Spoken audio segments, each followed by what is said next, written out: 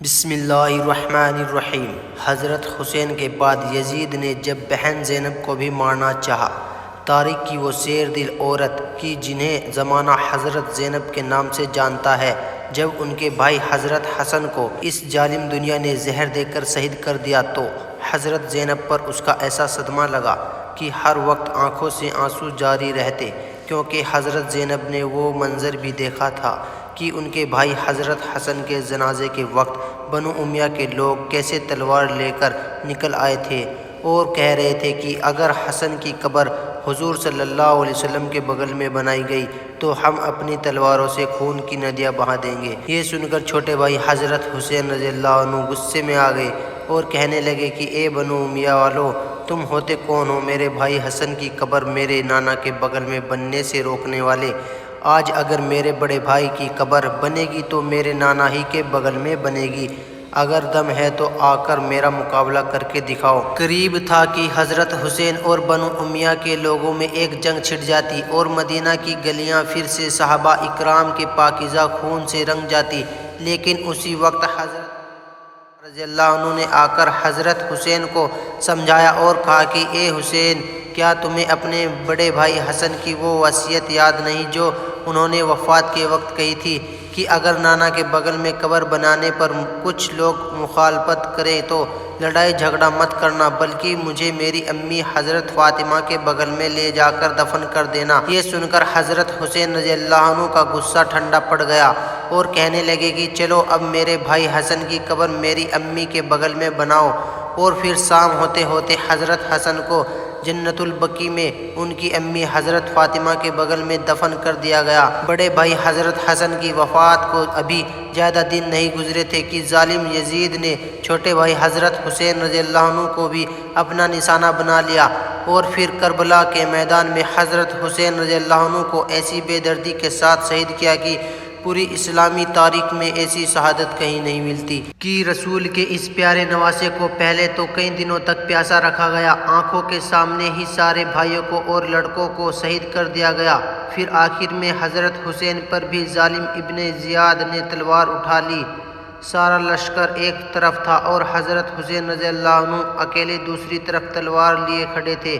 حضرت زینب کربلا کے میدان میں سجدے میں تھی اور اللہ سے رو رو کر دعائیں کر رہی تھی کہ یا اللہ میرے بھائی حسین کی مدد فرمانا، لیکن شاید قدرت کو کچھ اور ہی منظور تھا، اس لیے لڑتے لڑتے ظالم فوج نے حضرت حسین کو بھی شہید کر دیا اور ان کا سر کاٹ کر نیزوں پر لٹکا دیا۔ حضرت حسین رضی اللہ عنہ جس وقت کربلا کے میدان میں دشمنوں سے لڑتے جا رہے تھے تو اپنی تلوار کو ایک پتھر پر تیز کرتے ہوئے بہن زینب کو اپنے پاس بلایا اور کہا کہ اے میری بہن، اگر آج لڑتے لڑتے میں شہید ہو جاؤں تو میرے بچوں کا خیال رکھنا، اور ہو سکے تو ان دشمنوں سے میرے پیاسے بچوں کے لیے پانی مانگ لینا، شاید انہیں میرے بچوں پر ترس آ جائے اور وہ انہیں 2 گھونٹ پانی پلا دے۔ حضرت زینب نے جب یہ سنا تو رو رو کر برا حال ہو گیا، لیکن حضرت حسین اس وقت تک کربلا کے میدان میں جا چکے تھے۔ اچانک تھوڑی دیر بعد حضرت حسین کا گھوڑا جلجنا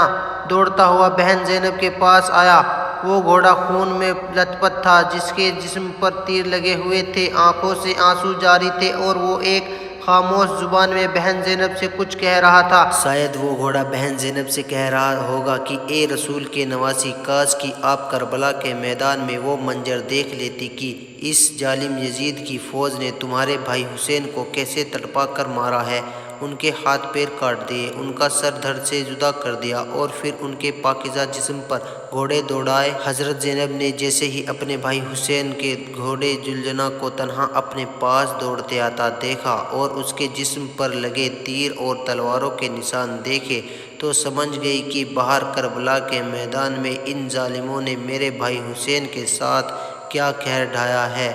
اور پھر حضرت زینب کی ایک رونے کی آواز گونجی کہ جس نے زمین و آسمان کو بھی ہلا کر رکھ دیا۔ حضرت زینب رو رو کر اپنے نانا حضور صلی اللہ علیہ وسلم کو پکار رہی تھی اور کہہ رہی تھی کہ اے میرے نانا محمد، اے میرے نانا محمد، کاش کہ آپ زندہ ہوتے تو آج کربلا کے میدان میں آ کر دیکھ لیتے کہ ان ظالموں نے تیرے حسین کا کیا حال کیا ہے۔ حضرت حسین کو شہید کرنے کے بعد ابن زیاد نے فوج کو حکم دیا کہ جاؤ اور اب عورتوں کے خیموں پر حملہ بولو۔ اچانک ابن زیاد کے حکم پر فوج نے عورتوں کے خیموں پر حملہ بول دیا اور وہ سپاہی ایک ایک کر کے خیموں کو جلاتے جا رہے تھے اور اندر بیٹھی پاکیزہ عورتوں کو بے پردہ کر کے خیموں کے باہر دھکا دے رہے تھے۔ اچانک اسی وقت ایک آواز گونجی کہ اے فوج والو، اپنی جگہ پر رک جاؤ، خبردار جو تم ایک قدم بھی آگے بڑھے،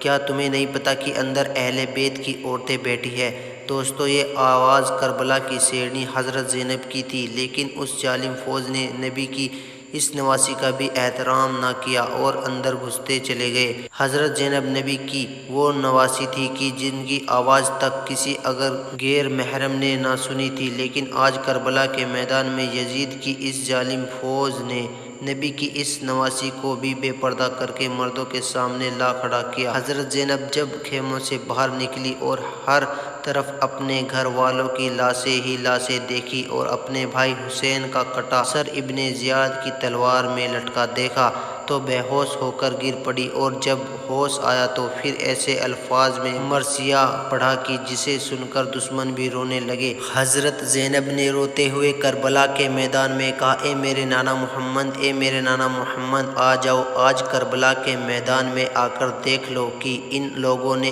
آپ کے بچے حسین کا سر کاٹ کر کیسے نیزوں پر لٹکا دیا گیا ہے، آپ کے گھر کی عورتوں کو بے پردہ کر کے زنجیروں میں جکڑ دیا گیا ہے اور انہیں سڑکوں پر گھسیٹا جا رہا ہے۔ اے میرے نانا محمد، کاش کہ آپ زندہ ہوتے۔ حضرت زینب کی اس دکھ بھری فریاد نے پتھر دلوں کا بھی سینہ چیر کر رکھ دیا، لیکن ظالم ابن زیاد کے حکم پر فوج نے اہل بیت کی عورتوں کو زنجیروں میں جکڑ اور پھر انہیں پیدل ہی کوفہ شہر لے کر گئے۔ دوستو، کوفہ شہر کربلا کے میدان سے کوئی آس پاس نہیں تھا بلکہ سینکڑوں کلومیٹر دور تھا۔ یہ ظالم فوج اہل بیت کی عورتوں کو زنجیریں پہنا کر پیدل ہی کوفہ شہر لے کر گئے۔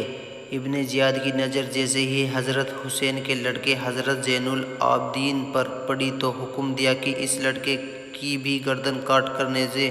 پر لٹکا دو۔ ابن زیاد کے حکم پر سمر آگے بڑھا اور اپنی تلوار نکال کر حضرت زین العابدین کو شہید کرنا چاہا، لیکن حضرت زینب نے جیسے ہی سمر کو تلوار نکالتا دیکھا تو دوڑ کر اپنے بھتیجے حضرت زین العابدین کے اوپر جا کر لیٹ گئی اور کہنے لگی کہ اے ظالموں، کیا ابھی تک تمہاری پیاس نہیں بجھی ہے؟ تم رسول کے گھر والوں کا اتنا خون بہاؤگے؟